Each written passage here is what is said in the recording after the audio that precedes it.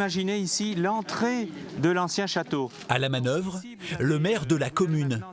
Alain Bourreau a enfilé son costume de guide pour faire découvrir les dernières avancées de ce vaste chantier.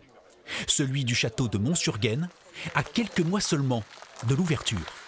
L'objectif de ce site, c'est de mettre en valeur Aliénor d'Aquitaine, en particulier dans un premier temps, et puis essayer de s'ouvrir de plus en plus sur l'histoire de la région, sur l'histoire de notre Poitou. Les visiteurs d'un jour sont donc venus pour en savoir un peu plus sur le lieu. Un espace pédagogique consacré à l'histoire du Poitou.